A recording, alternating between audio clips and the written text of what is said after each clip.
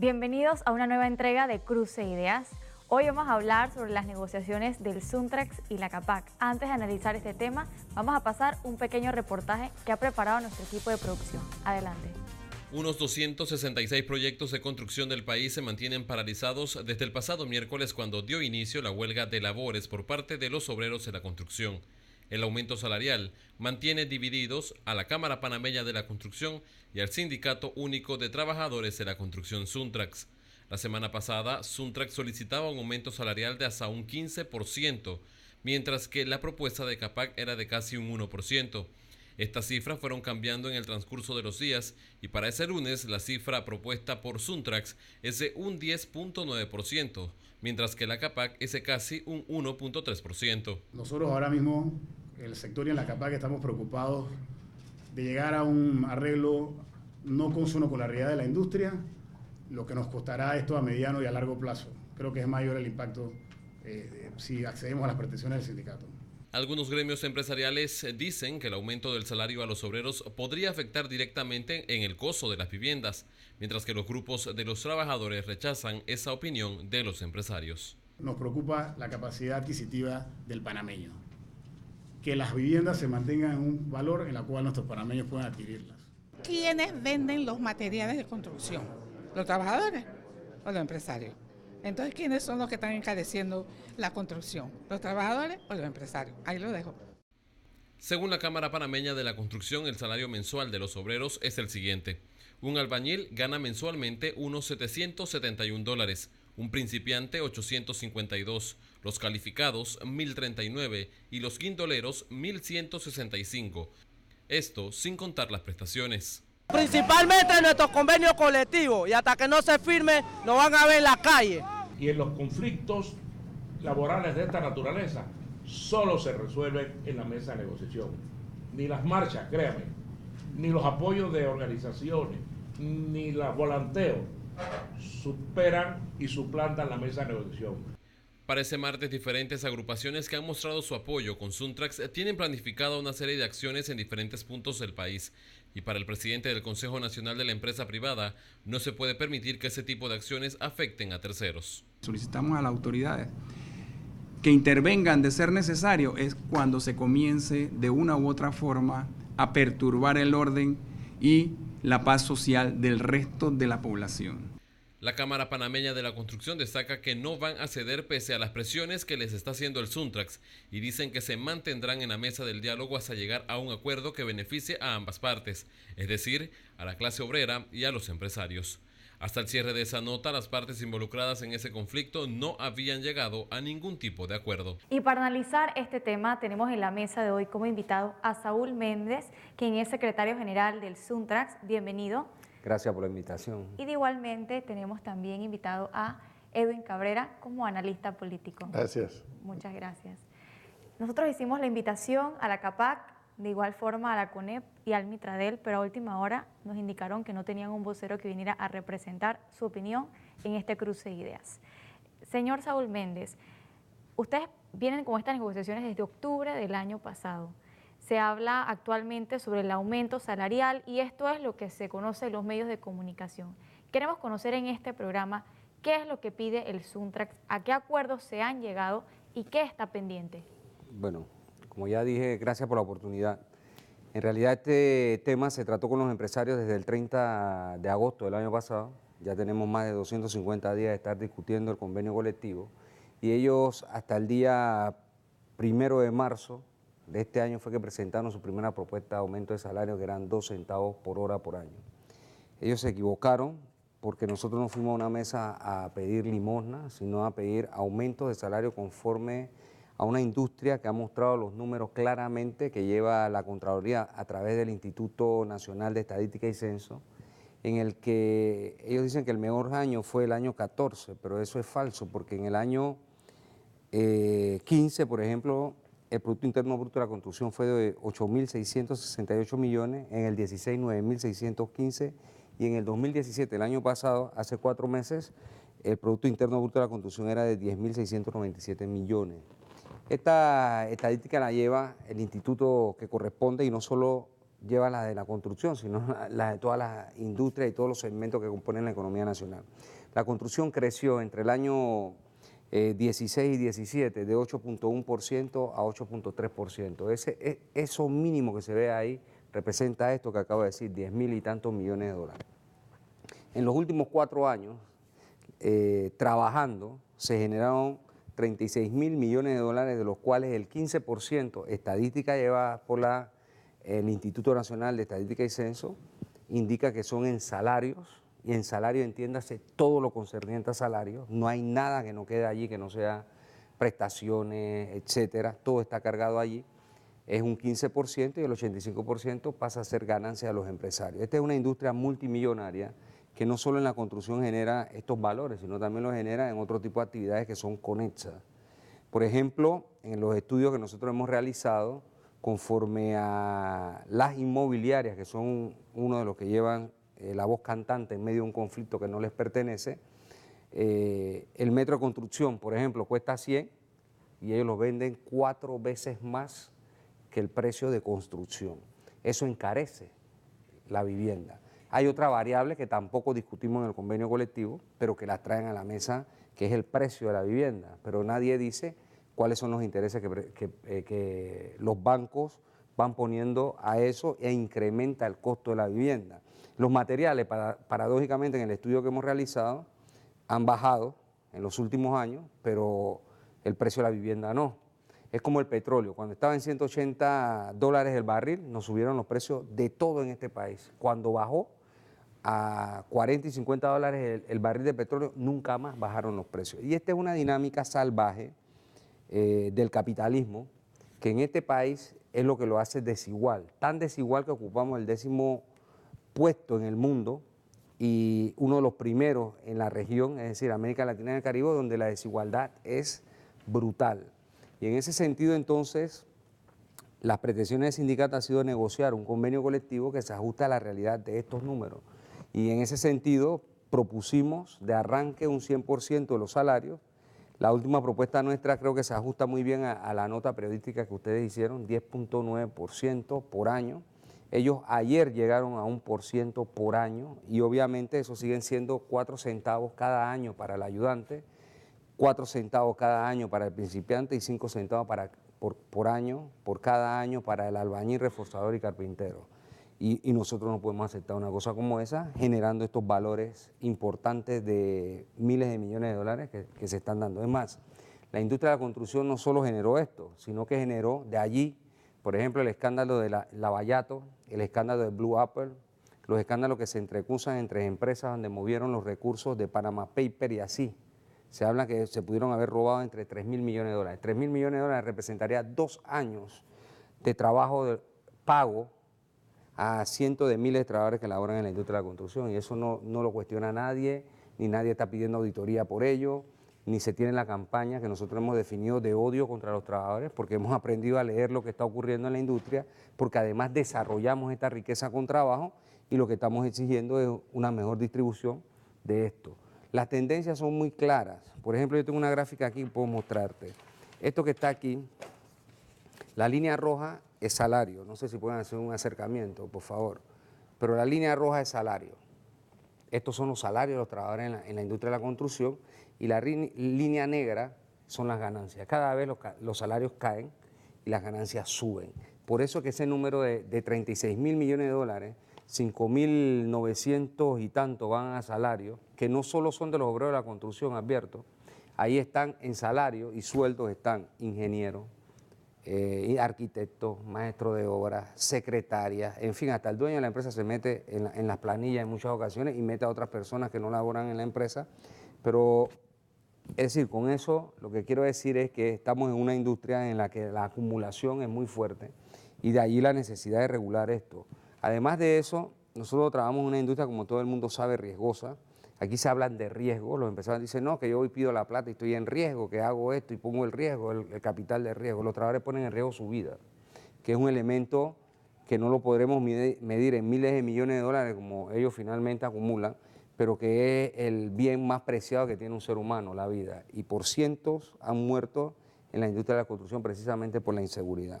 Así que en términos generales, eso es lo que motiva nuestra proposición, tanto de salario como de condiciones de trabajo. Ayer yo escuchaba números como el que decía el presidente de la CAPAC, que el salario genera el 40% en prestaciones. Eso es mentira. Y eso es mentira porque el salario está reflejado claramente en las cuentas nacionales, que es un 15% del total. Pero no solo eso, ¿de dónde sacan 40%? ¿De dónde sacan ese número? Ellos nunca lo han podido explicar. Entonces se hace ver como que si el trabajador de la construcción gana vacaciones, 13º mes. Señor Saúl Méndez, vamos a hacer una pequeña pausa aquí para escuchar un reportaje que tenemos preparado sobre las declaraciones que ha hecho la CAPAC al respecto de lo que usted nos comenta. Adelante.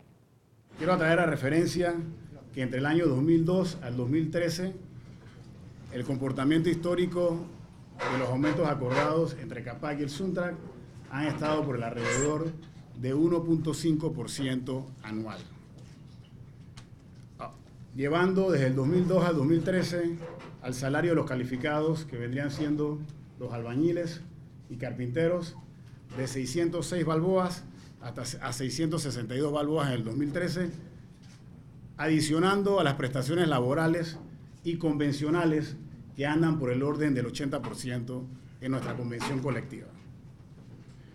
En el año 2014 sucedió un fenómeno extraordinario donde teníamos un alto crecimiento económico en el país, un crecimiento importante en la industria de la construcción, manteníamos pleno empleo, obras importantes que el Estado estaba desarrollando, megaobras como la expansión del Canal de Panamá, y se logró un incremento salarial por el orden del 32% en 4 años, el cual nunca había sido tradicionalmente, ya que tradicionalmente veníamos aumentando alrededor de 1.5% anualmente. De ese 32% llevamos a los trabajadores calificados a un costo, a un salario de 762 balboas al ayudante y de 1.040 a los calificados. Ese es el salario. Quiero dejar claro que el salario de 1.040 de los albañiles y de los carpinteros es el salario actual que devengan los calificados, pero a eso hay que sumarle el costo que nos cuesta a cada una de las empresas constructoras, que son el 80% de las prestaciones laborales. De cada dólar invertido en construcción, el 40% lo reciben los trabajadores en salario. De manera tal que si hablamos de distribución de la inversión y de los beneficios que produce esta industria, el 40% de lo que se invierte en la industria significa plaza de salario. Pero no se queda en los salarios que reciben los trabajadores de construcción, porque para construir un edificio hay que hacer planos, comprar materiales, contratar personal, contratar equipo, contratar pólizas de seguro, contratar fianza, pagar impuestos. Y en esa elaboración, la industria cumple un papel de factor multiplicador de la economía, porque le damos oportunidad de trabajo a la gente que trabaja en las canteras, a la gente que trabaja produciendo cemento, a la gente que instala elevadores. Nosotros damos oportunidad y generamos actividad económica que beneficia a cientos de panameños. No cabe duda que la CAPAC tiene una postura bastante cerrada en este tema, muy distante a lo que menciona el señor Saúl Méndez. Señor Edwin Cabrera, ¿qué nos dice usted como analista político de esta situación, de estas negociaciones que se están dando? Bueno, lo primero que tengo que decir y que cuestionar y criticar es el hecho que la CAPAC y el CONEP no estén aquí sentados, igual que el Ministerio de Trabajo. Esta es una oportunidad que CAPAC y Ministerio de Trabajo le han negado a los televidentes de FTV de escuchar su versión. Y en ese sentido tengo que respetar el hecho de que SUNTRAC haya aceptado la invitación y haya venido a dar su versión. Entonces, hoy estamos escuchando una versión del debate. Y qué pena que el sector privado nos ha privado de escuchar la versión de ellos en un tiempo tan valioso como es el tiempo de aquí FTV. Y queremos hacer constar que se invitó con mucho tiempo de anticipación a este programa. Me hubiera dejado las sillas vacías aquí, como siempre se hace en televisión. Dicho eso, pues, aquí hay dos debates que se están dando en paralelo. Uno, en el que algún día CAPAC y SUNTRAC se tendrán que poner de acuerdo porque yo no sé cuánto tiempo ambos pueden esperar a que la soga estire y se reviente, y por qué lado se va a reventar esa soga. Pero objetivamente, ese es un problema de CAPAC y de Suntrax, y del Ministerio de Trabajo, que le corresponde, en función de lo que establece la ley, ser el mediador. Son ellos los que se tienen que poner de acuerdo en cuanto a cuánto pide Suntrax que se le aumente a sus agremiados y cuánto dice CAPAC que tiene la capacidad para hacer ese aumento. Ese es un debate en el que ellos son los actores. Pero resulta que hay un segundo debate en el que nosotros, los ciudadanos, sí somos actores. Por un lado está el método de lucha de Suntrax con los cierres de calle, aunque ellos dicen que no son cierres, pero la realidad es que la sociedad se está quejando todos los días cada vez que hay estas acciones de calle. Y por otro lado, todos aquellos padres de familia o madres o matrimonios nuevos, jóvenes, que aspiran a ser propietarios de su vivienda y que con toda esta historia, los unos y los otros nos están diciendo que se nos encarece la vida desde el punto de vista de la adquisición de un bien tan aspiracional como lo es ser propietario de su vivienda. Ese es el otro debate. Y en ese otro debate pareciera que poco es lo que nos están consultando los otros actores del otro debate, del primero. Porque, bueno, ellos tendrán que ponerse de acuerdo, hacen sus números, para arriba, para abajo, llegarán a acuerdo en algún momento, y en el medio estaremos nosotros esperando a ver qué resuelven, estaremos nosotros en los tranques, donde nadie de los que están en los tranques puede producir una solución al debate. Nadie, porque el debate está en esa mesa de discusión, pero no en la calle no está. Y por otro lado, reitero, el costo de la vivienda, que efectivamente cada día es más oneroso aspirar a tener una vivienda en este país nuestro. Aquí hemos pasado en donde apartamentos que tienen, si acaso, una recámara que cuestan 200, 300, 400 mil dólares. Eso será real a la economía de nuestro país. Se compadece eso con la realidad de nuestro país. Y en ese sentido, sí, pues tengo que reconocer que lo que plantea el dirigente Saúl Méndez no deja de ser cierto, porque no solamente porque lo diga él, lo han dicho organismos internacionales, es un país de demasiado desequilibrio. Pero esa discusión no se está dando. ¿Qué día la denominada sociedad civil y todos los demás que integran esta sociedad panameña va a discutir, bueno, y que el modelo económico lo vamos a mantener igual?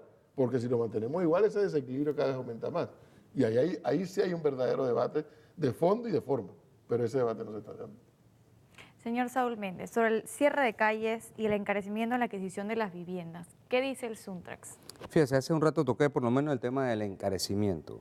El metro de tierra en este país, usted puede ver la especulación burda, salvaje y bruta con la que los empresarios han incrementado el precio de la tierra de forma terrible, ya no solo en los cascos urbanos.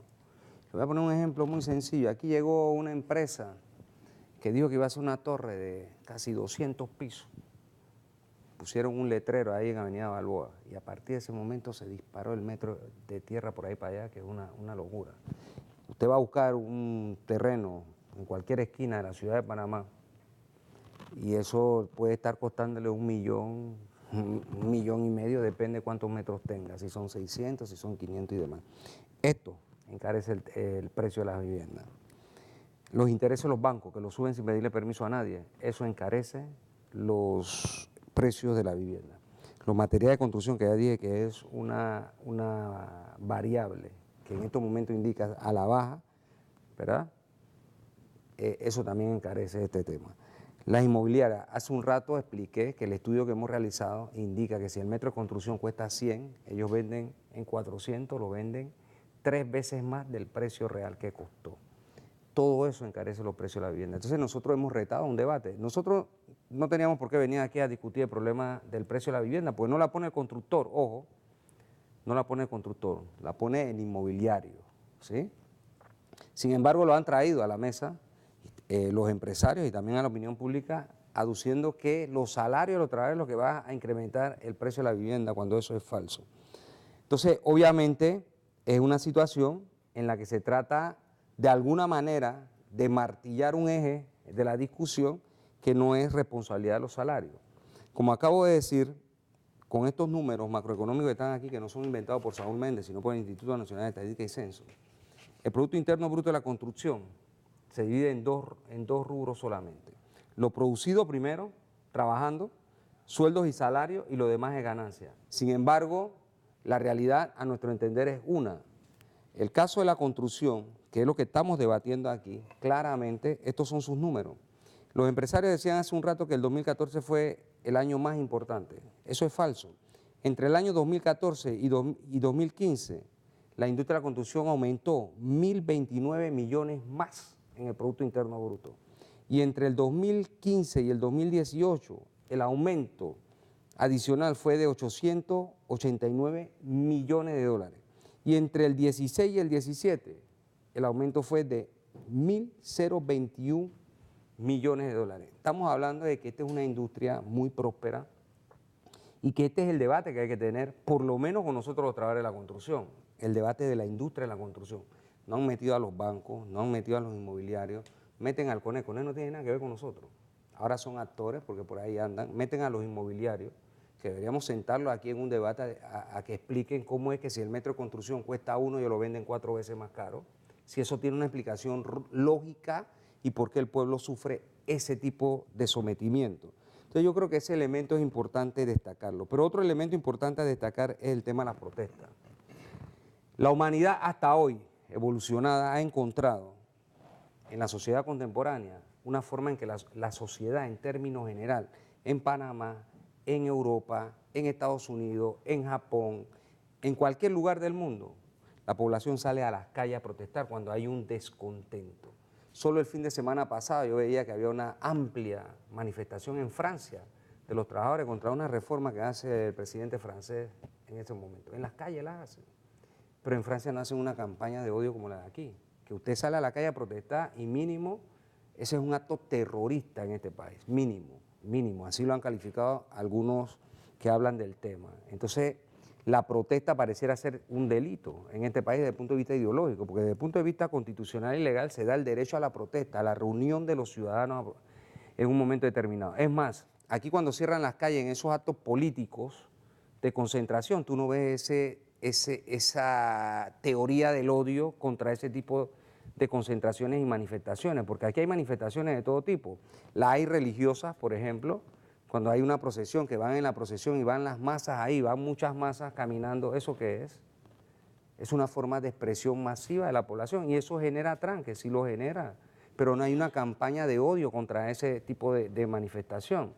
Ya mencioné una más, que fue el tema político, pero cuando se trata de la protesta social propiamente dicho, entonces se empieza esta campaña, afección de terceros, etc. Entonces, si no queremos que eso exista como un derecho constitucional, tendremos que abolirlo después de una buena pelea con el pueblo, porque como usted ve, aquí no solo los trabajadores de la construcción salen a la calle, salen porque no hay agua en la población, porque no sirve el sistema de salud público, porque en un momento determinado las escuelas no están funcionando bien, o sea, que es una forma que el pueblo tiene de salir a protestar y mostrar su descontento. Nosotros hemos estado marchando en la calle, genera incomodidad, sí, pero ese es un derecho legal y constitucional. Pero todos los medios dicen, no, están trancando la calle. No es igual trancar la calle. El día que tranquemos la calle, lo anunciaremos y lo asumiremos como corresponde. Pero no puede estar ocurriendo una cosa y se estar informando otra.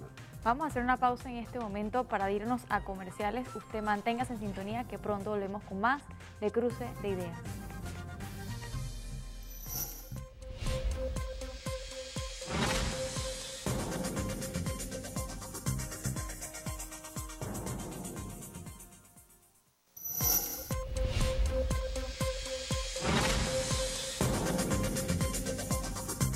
Estamos de regreso en Cruce de Ideas haciendo un análisis sobre las negociaciones de la Suntrax y el CAPAC.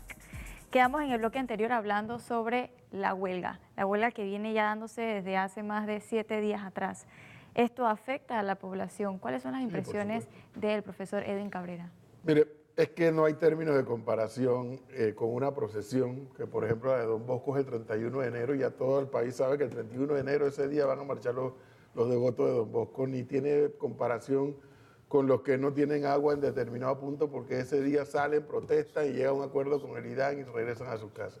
Aquí llevamos 7 días de paralización que, reitero, ese es un problema de los Suntrax con la CAPAC. Ese es un problema que ellos lo tienen que resolver. El problema es que nosotros, el resto de los ciudadanos, no tenemos forma de resolver ese problema y nos están alterando nuestra vida. Observa un detalle. Hoy me puse a observar con más detenimiento y efectivamente la paralización es un hecho cierto y están todas las obras paralizadas. ¿Qué más protesta que esa? Ah, pero la quieres extender un poco más. ¿Por qué no protestas en el punto de tu trabajo? ¿Por qué tienes que ir a la calle? ¿Por qué tienes que fastidiar al resto de la humanidad que no tiene nada que ver con el problema? Y por eso no se puede comparar la protesta de Francia, por ejemplo, con la de Nicaragua, que es más interesante hablar de esa por el fracaso político e ideológico de la dictadura comunista de Nicaragua. Ahí no hay término de comparación, ahí es un pueblo entero que se lanza a decir, ¿sabes qué? Hasta aquí llegó esta historia y vamos hasta dónde estira esto. Acá no, acá es una reivindicación de salario que tiene un sindicato versus un grupo de empresarios que dice yo no puedo pagar lo que ustedes están exigiendo.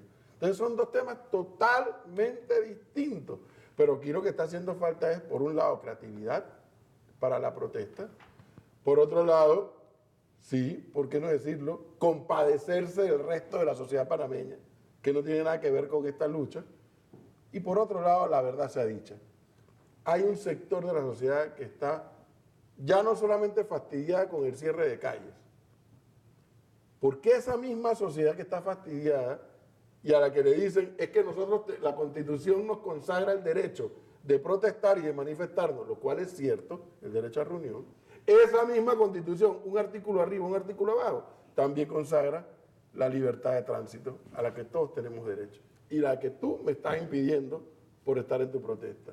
Entonces, ¿cómo quedamos? ¿Quién está afectando a quién?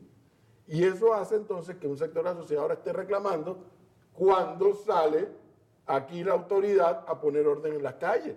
Ah, no, la autoridad lo que sale es abrirles espacio en las calles para que la manifestación fluya. Y sin embargo, gente que ha perdido vuelos. ¿Quién le paga? A ver, ¿quién le paga a esa gente que ha perdido vuelos? Panameños y extranjeros. ¿Cómo queda la imagen del país con esa cantidad de gente que pierde vuelos y sobre todo extranjeros? Oye, Panamá, no vayas a esa aldea. En esa aldea hay un poco de gente que cierra calles y porque no le da la gana, tú no coges tu avión. Y podemos seguir listando, ¿no? Recordemos que aquí hace 2 o 3 semanas veíamos el debate de que unos capitanes de barco pararon el canal porque a ellos no les da la gana de seguir con el flujo del barco porque no le suben un marino más. Y bueno, entonces, ¿qué clase de país es el que estamos construyendo? Donde pareciera que cada uno hace lo que le da la gana y no hay autoridad que ponga orden. Eso es lo que estamos viviendo. Indiscutiblemente, mientras tanto, hay una mesa de negociación. La huelga sigue. Queremos saber por qué no se ha llegado a un acuerdo con la CAPAC. Yo estoy obligado a refutar lo que el distinguido amigo aquí dijo hace un rato, y si me permite no voy a perder mucho tiempo en eso. Primero, decir que ese derecho a la protesta no va a ser renunciado. Eso es lo primero. Lo segundo es que precisamente el artículo 38 de la Constitución establece el derecho a protesta. Y ese derecho a protesta inclusive se plantea que si hay algún tipo de perturbación, las autoridades, en este caso, pudieran adoptar medidas para efecto de que no se altere el orden público. Hasta ahora no hay alteración de orden público, pero aquí hay una campaña que está llamando a querer masacrar a los trabajadores, a reprimirlos y demás, pero hay una doble moral en esto. Porque, por lo que menciona Edwin Cabrera aquí, la protesta de Nicaragua, esa sí vale, prenden allá cosas, van y saquean la derecha que él defiende, ¿verdad? Esa protesta sí es buena y está en la calle. Pero cuando se trata de protestas como la nuestra que estamos desarrollando en este momento, entonces esa genera problemas de todo lo que él ha mencionado.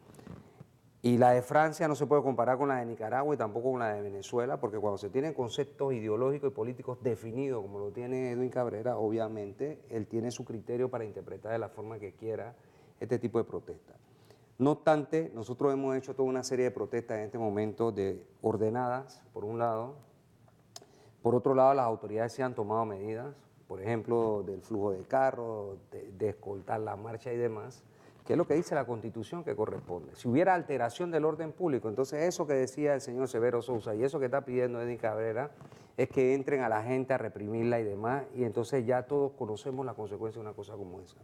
Así que yo entiendo el doble discurso cuando se plantea en términos de esto, pero no voy a perder más mi tiempo en esto. Yo vine a hablar de la Convención Colectiva Capasuntra. ¿Por qué no se ha llegado a un acuerdo?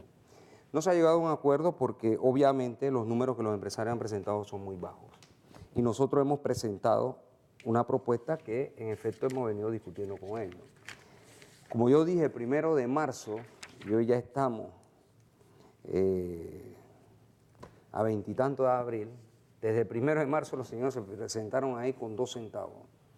Y hoy, dije ayer, llegaron por fin a 1% por año, que representa 4 centavos el primer año, 4 centavos el segundo año, 4 centavos el tercer año y 4 centavos el cuarto año. Para la persona que está en la casa sentada viendo este programa, ¿cómo se ve esto en función de un salario mensual o quincenal? ¿Cómo podría para visualizarlo? En el caso de los trabajadores de la construcción negociamos salarios por horas. En el caso del ayudante general, hoy gana 1.71 la hora, ¿sí? Y en el caso del calificado, reforzador, carpintero, albañil, gana $5 la hora. Hay otros tipos de calificados que tienen salarios más altos. Por ejemplo, el operador de equipo pesado de primera gana 6.37 la hora. El soldador, por ejemplo, de primera gana 8.11 la hora. Es decir, que aquí dependiendo de la calificación que tiene el trabajador, así mismo gana por hora. En ese sentido, lo que quiero decir es que si a usted lo contratan por 40 horas, obviamente la fórmula sería tu salario base por 40 horas por 4.33, que representa 4 semanas, 1/3, y eso te da un monto. Si te contratan por 45 horas, te va a dar otro monto, y si te contratan por 48 horas, es otro el monto. En el caso del ayudante se ha dicho, calculado a 48 horas, que gana $771 mensuales. Hay que tomar otra variable que es importante. El trabajador de la construcción trabaja promedio al año 9 meses y 8 meses. Significa que tu ingreso de 7 u 8 meses tiene que alcanzarte para todo el año. Que es un elemento que cuando empiezan a hacer estas sumas aritméticas, como la que he visto de los empresarios de la CAPAC, pues lo que trata de decirles, y también ahí han desatado su campaña de odio, que lo que nosotros estamos pidiendo es salario de médico, de ingeniero. No, nosotros estamos pidiendo salario de aquí, de esto que generamos trabajando, de estos miles de millones de dólares que generamos trabajando. Aquí estamos pidiendo salario. Si hay un profesional que se siente mal pago, él tiene que virar así para el otro lado, donde está su empresario, y decirle, ven acá, tú me estás pagando mal. O si está gremiado, ellos tendrán que debatir y discutir a través de sus gremios qué tipo de salario es el que se corresponde con su profesión. Pero el trabajo de la construcción no tiene culpa si el profesional en este país está mal pago. Por lo general, así ocurre. En el caso de las mujeres, nótese lo siguiente, a propósito que tú eres mujer. Según las estadísticas que lleva el Estado, las que más estudian son las mujeres. Van más a la universidad y se gradúan, pero les pagan menos los empresarios. ¿Esa es culpa de los trabajadores de la construcción? No. Entonces, obviamente, esta es una situación de números. Tú no puedes generar trabajando 100, que el empresario se quede con 85 y te diga a ti quédate tú con 15. Entonces, ahí es donde tiene que haber un debate claro en función de cuánto más se puede entregar a los trabajadores por el trabajo que generan. Entonces, por eso no hemos llegado a un acuerdo en estos momentos, porque el tema está en salario. Y como digo, si ellos el 1 de marzo, después de casi 6 meses, presentan una propuesta de 2 centavos, y de esos 2 centavos, después de mes y medio, han llegado a 3 centavos más, en el caso del calificado, y de 2 centavos más en el caso del ayudante, es imposible llegar a un acuerdo. Es irracional lo que está ocurriendo en Panamá con relación a esta forma tan burda en el que se acumula. Yo recuerdo, por ejemplo, a Juan Pablo II, que era el Papa en ese momento, que habló del capitalismo salvaje. Yo creo que una expresión de capitalismo salvaje lo vemos nítidamente expresada en Panamá por la forma de distribución de la riqueza. Porque un país desigual como el que nosotros tenemos, que genera miles de millones de dólares en toda la economía nacional, no explica por qué el tan bajo desarrollo humano que tienen las personas en este país, los malos salarios que gana la gente, ¿sí? Entonces, obviamente, esta situación habrá que discutirla.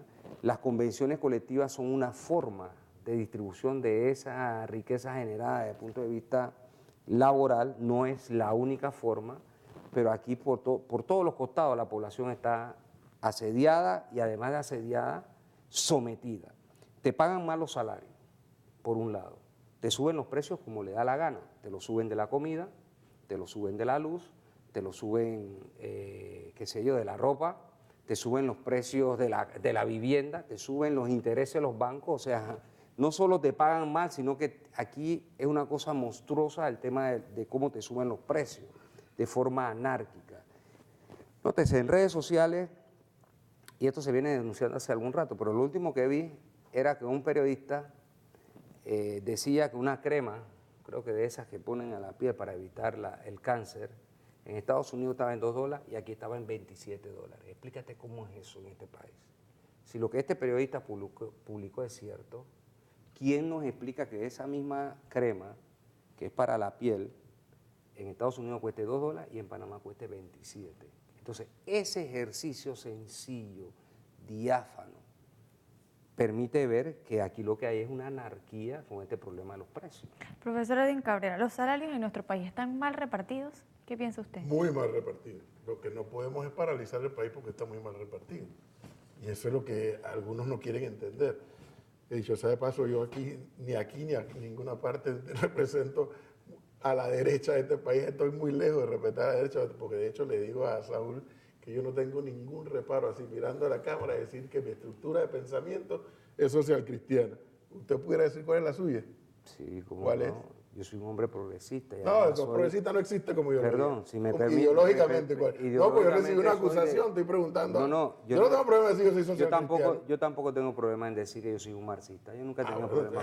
Ahora sí el debate queda claro. No, sí es claro. Y eso el agua son claras. Y eso es lo bueno. Y por eso qué pena que la gente de la derecha, de la empresariado de este país, no haya venido aquí a poner la cara. Que serían liberales o conservadores, exactamente, ¿verdad? pero socialdemócratas. acusarme a mí de derecha, eso está muy distante. Yo no soy empresario y nada que se le parezca. Pero sí es cierto, y en eso yo tengo que estar de acuerdo con lo que le está diciendo, es un sistema muy desequilibrado. Pero de eso no se discute. Y fíjese, cada 5 años nos convocan a elecciones e incluso el sector de trabajadores organiza en partidos políticos. Pero no se debate de eso. Se habla, pero no se hace el planteamiento de fondo y de forma de decir, oye, cuando paremos un momento y resolvamos este problema. Ahora, el problema no es parar el país, porque tampoco lo puedes paralizar. ¿Qué culpa tiene el resto del país si los trabajadores de la construcción no les gusta cuánto le pagan los que los contratan? El resto del país no tiene la culpa de eso. Que debe ser objeto de un debate. Que busquemos la fórmula para que la sociedad en su conjunto busque el mecanismo para que ese sistema sea más equilibrado, porque sí es cierto que es perverso, gente absolutamente multimillonaria y gente que está viviendo, porque hay en Panamá bolsones de pobreza. ¿Cómo logramos ese equilibrio? Bueno, hay un método para lograrlo, y es la educación. Pero de eso tampoco se quiere hablar, porque de hecho algunos dirigentes sindicales hacen contubernio con dirigentes educadores para que el sistema educativo tampoco mejore. Entonces, estamos en un círculo vicioso, que no paramos de estar dentro de él. Y el mecanismo, de verdad, puede ser el debate nacional, modifiquemos el modelo económico, está bien, pero el otro mecanismo es la educación. Y de eso, créanme, no se quiere hablar del modelo de educación. Estamos en una educación que fue con una legislación del 40 y tanto, y todavía tenemos ese método. Pero cada vez que usted habla de eso, ¿quiénes se oponen? Los dirigentes, los educadores, que hacen mancuerna con dirigentes sindicales. Esa es la realidad de este país. Queremos escuchar las opiniones de usted que está en casa. Puede escribirnos a través de las redes sociales, nuestra cuenta de Twitter, @PTV05, nuestra cuenta de Instagram, Cruce de Ideas TV, y nuestro correo electrónico cruceideas@ptv.org. No se despegue, que ya volvemos con más de Cruce de Ideas.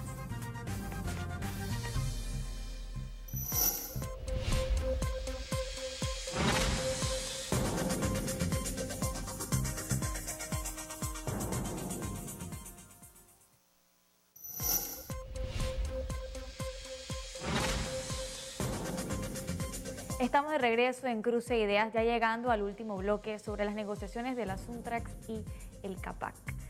Vamos a continuar con este análisis que tenemos aquí con el señor Saúl Méndez. Y usted mencionaba en los bloques anteriores sobre las condiciones especiales. El Suntrax desde el año pasado, como menciona, presentó un pliego de peticiones bastante extenso, más o menos 150 peticiones, de las cuales ya se logró acuerdo sobre la gran mayoría de las mismas, y hay más o menos 10 que aún no han sido acordadas con la CAPAC. Quiero que mencione esta y también el tema de las condiciones especiales. Gracias. Te voy a hablar de eso, pero vuelvo a estar obligado a interpelar a Edwin Cabrera. Si él tiene ese contubernio que diga quiénes son los dirigentes sindicales y quiénes son los magisteriales, por un lado. Por otro lado, en materia de educación siempre se ha planteado este tema. Lo que nos dice Edwin Cabrera es que en los últimos 6 gobiernos, ellos son los que gobiernan, ellos son los que tienen ministros, ellos son los que cambian el pensum académico, ellos son los que inventaron no sé cuántos bachilleratos que después los estudiantes andaban por ahí diciendo que no le querían dar el estatus académico, como acaba de ocurrir, por ejemplo, con los estudiantes de divisa, que son los que estudian agricultura y demás. Pero tú no oyes ese cuestionamiento para quienes han dirigido la política pública de educación, sino para los educadores y ahora de ñapa los dirigentes sindicales. La educación está como está, porque precisamente la clase dominante, que es la que lleva adelante el proyecto educacional a través de los gobiernos y de los partidos políticos que han llegado a gobernar, la tienen de esa manera. Pero no solo eso, sino que aquí se hablan de diálogo, y al final no hay un resultado contundente. Todavía al grado tal que en la próxima campaña electoral, que falta poco, te van a decir vamos a eliminar las escuelas rancho. Y todavía están las escuelas rancho. Y eso no es culpa del docente, ni del padre de familia, ni del estudiante. Se llaman políticas públicas y cuando quiera podemos debatir de esa política pública que se llama educación. Y solo recordarle que los demócratas cristianos en El Salvador fueron los que masacraron a ese pueblo. Precisamente, y creo que la historia está bien recogida. Y con relación a la discusión del convenio colectivo Capaz-Untrap, en estos momentos faltan 10 cláusulas del convenio colectivo. 2 de ellas, en este léxico jurídico-laboral, se plantean cajoneras. Una es el periodo que dura la convención colectiva, que generalmente es de 4 años, y la otra es cuando entra a regir el convenio colectivo. Después de ahí hay condiciones especiales cuando el trabajador labora en altura, por ejemplo, cuando labora en excavaciones, confinado, en túneles, galerías, a altas temperaturas, que son parte pues, de condiciones especiales, como acabo de describir, en el que el trabajador, por ese tipo de trabajo, recibe una paga adicional en porcentaje. Entonces faltan esas cláusulas, falta la salario de megaobra, que no se ha definido tampoco todavía a esta altura del partido, y lo que serían los salarios propiamente dicho, por decirlo de alguna manera, en las obras normales. En ese sentido, la discusión está centrada en estos momentos en salarios, tanto en el salario que vamos a negociar por año, la rata por hora, como en los salarios de megaobra que se van a desarrollar también y de infraestructura en el país en los próximos 4 años. Hay una buena proyección, afortunadamente.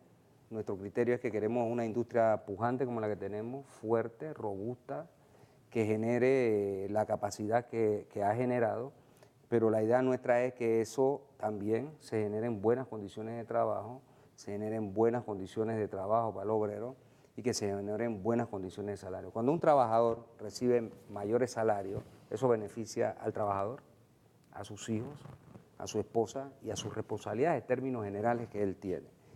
Es decir, que aquí esto que estamos nosotros exigiendo con condiciones de trabajo en realidad no es un regalo, eso lo paga la fuerza de trabajo. Estos 36.000 millones de dólares lo generan más de 140.000 trabajadores en la industria de la construcción.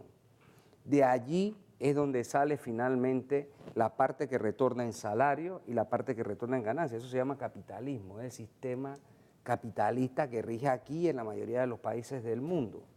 Entonces, trabajando colectivamente se generan estos niveles de riqueza. Y estos niveles de riqueza, lo que estamos diciendo nosotros, si somos capaces de hacer esto trabajando, entonces, oye, de ahí danos mejores condiciones de trabajo. La CAPAC, por ejemplo, en su conferencia ayer establecía el tema de que entre sus costos está el tema de los uniformes que tienen que tener los trabajadores. La ley, en el artículo 134, me refiero al Código de Trabajo, establece que la empresa está obligada a entregar los equipos de seguridad y los uniformes a los trabajadores cuando su vestimenta se deteriora producto del trabajo. Por ejemplo, Quizás a una secretaria no se le deteriora su vestimenta particular si va al centro de trabajo, pero un obrero de la construcción que ponga su ropa allí, obviamente eso se va a deteriorar. Así que la ley establece la obligatoriedad de eso. Así como también decía la CAPAC ayer que entregaba a los trabajadores de la construcción un fondo de asistencia, lo calculaba. Eso lo creó el artículo 200 del Código de Trabajo, que creó un fondo de enfermedad, que los trabajadores públicos y privados se benefician de él, que son 18 días al año los trabajadores privados y 15 días los trabajadores públicos, así está legislado. ¿Qué ocurría con anterioridad? Cuando yo no utilizaba ese fondo, el empresario se quedaba con ese dinero. Entonces se creó en el convenio colectivo una bonificación por asistencia. Yo no uso el fondo, regrésamelo, no te quedes con él, regrésamelo. Entonces eso es lo que ocurre con relación a este tema en particular. ¿Y por qué ocurre con el trabajo de la construcción de esta manera y se legisló en el convenio colectivo? Pues el trabajo de la construcción puede tener hasta 5 y 6 empleadores en un año. Es decir, yo puedo trabajar 2 meses aquí, 1 mes allá, y voy así en distintas empresas. Y como el fondo no es acumulativo, porque eso se pensó como un elemento acumulativo para un trabajador que estaba laborando los 12 meses al año, entonces se pactó que en vez de que se quedara el empresario con esa plata que le pertenece al trabajador, se la regresara como una bonificación por asistencia. Cosas como esta que se martillan de forma, a mi entender, maliciosamente para tratar de confundir a la población. Eso de que un trabajador de la construcción ayudante gana $1.200. ¿Qué quieren decirle a la población con eso? Porque esto está concatenado, esto no está suelto. Lo que quieren decirle a la población con eso es que no, como, y ya lo han dicho públicamente, como una persona que no estudia va a ganar $1.200 al mes. Entonces, entre esa vaga argumentación, lo que no se dice es que para poder martillar una cifra de esa naturaleza se han alterado las variables, porque esto que está aquí, esto sí es irrefutable.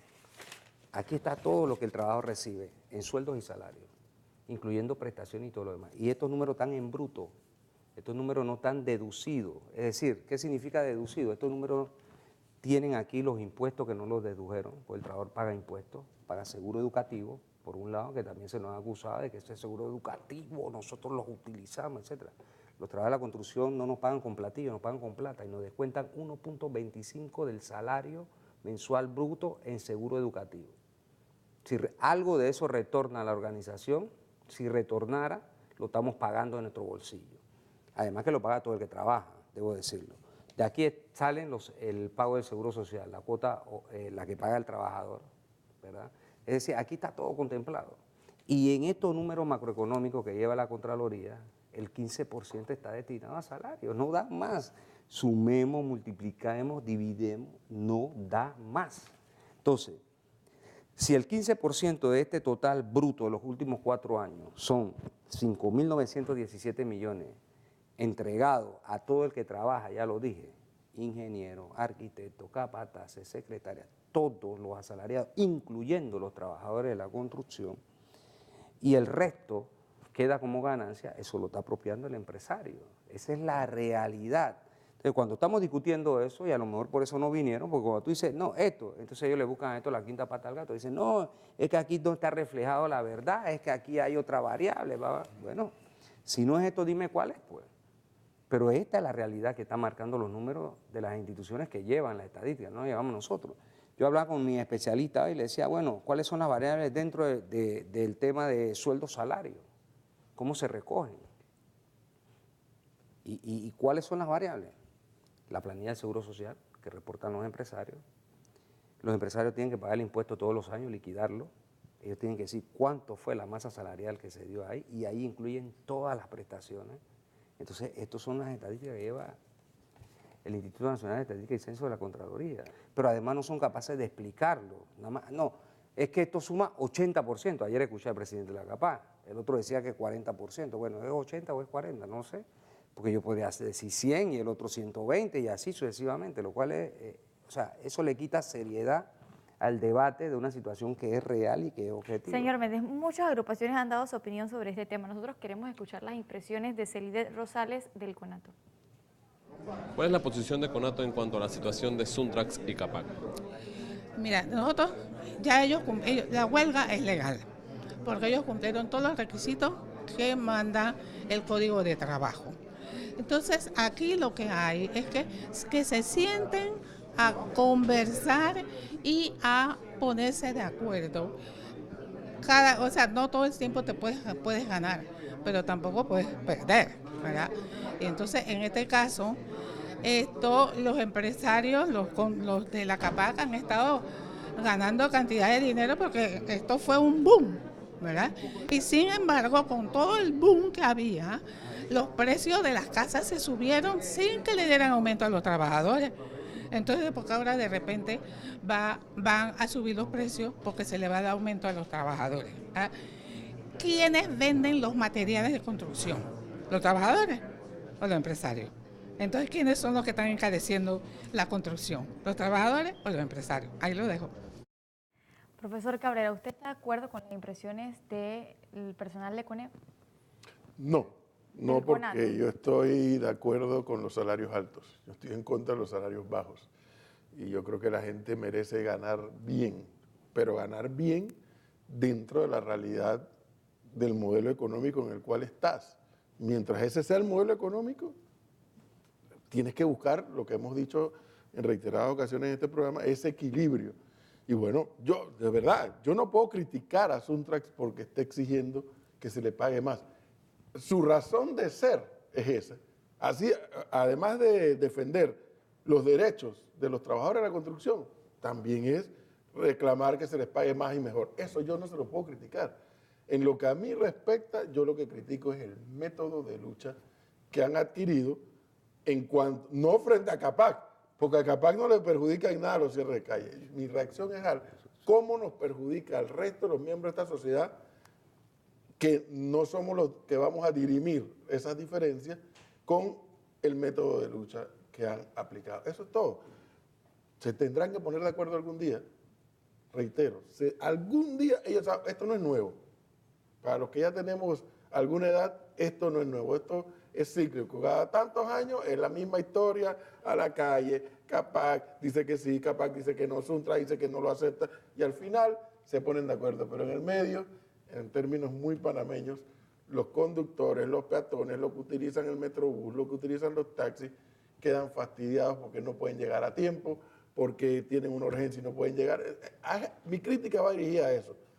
Derecho a aspirar todos tenemos. A que nos paguen más, todos tenemos derecho a aspirar a que nos paguen más. Otra cosa es que lo puedan lograr.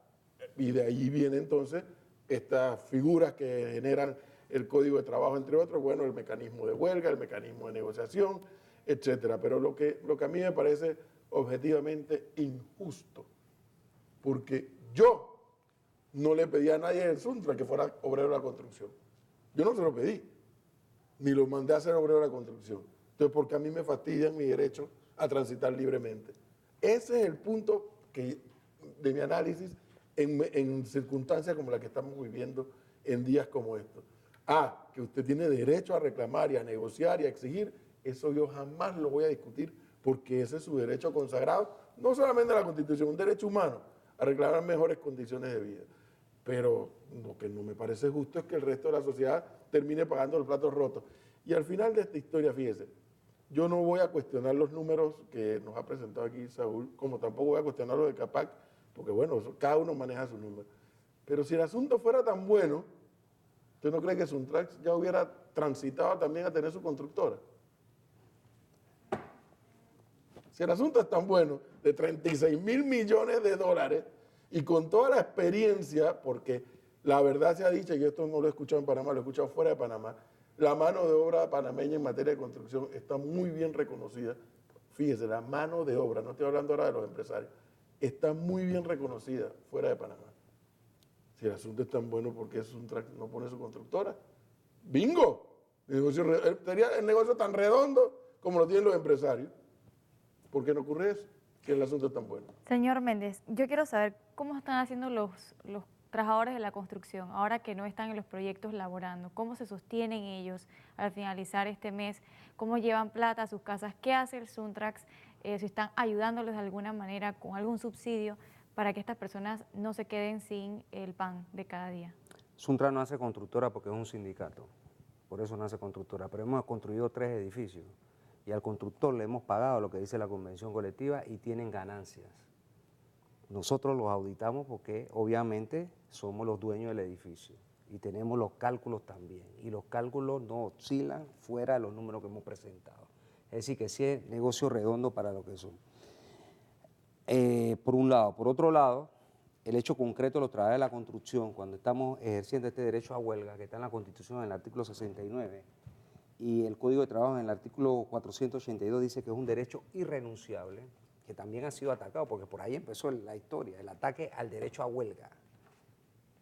Decía un señor por ahí, que tiene un programa de boxeo, que la verdad es lamentable escuchar eso, pero que lo que se quería era destruir la industria. Cuando no hay argumento, cualquier cosa que se dice puede convertirse en un argumento. Los trabajadores de la construcción estamos conscientes de este problema, nosotros lo negociamos cada 4 años. El sindicato en los años 90, cuando yo empecé a militar en él, que era dirigente sindical de base, no tenía fondo de huelga, ni tenía las capacidades que tiene hoy. Y las huelgas constantes que hacíamos nos llevó a entender que era necesario crear un fondo de huelga para enfrentar las huelgas. Entonces creamos en nuestro estatuto aportar un 1% para crear un fondo de huelga. Ese fondo de huelga crea un subsidio de huelga a los compañeros y como su nombre lo dice, es un subsidio. Pero además de eso hemos entendido en el desarrollo de nuestra lucha y de nuestra estrategia la necesidad de calcular bien los tiempos. Por ejemplo, la huelga empezó un 18 de abril. Allí ya los compañeros habían cobrado su 13º mes, habían cobrado su quincena. Es parte de la política que venimos desarrollando para que la gente vaya ahorrando para esto precisamente cuando se llegue a este momento, porque al final esto se va a resarcir de la siguiente forma. Por un lado, los próximos 4 años, las nuevas condiciones de trabajo, porque vamos a trabajar los próximos 4 años en una industria muy próspera como la que debe ser la construcción, según los números lo han proyectado.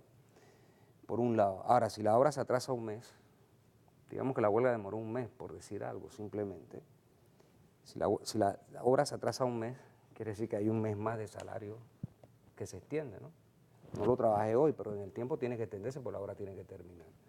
Entonces, obviamente, es una situación compleja, porque el que más sufre esto es el obrero, porque no lleva todo su ingreso acostumbrado a la casa, pero es consciente que es necesario para poder mejorar sus condiciones de trabajo. La última convención colectiva que nosotros firmamos, que es esto que está aquí, es importante enseñarlo a mi juicio. Esto que está aquí es el convenio colectivo Capaz Suntra.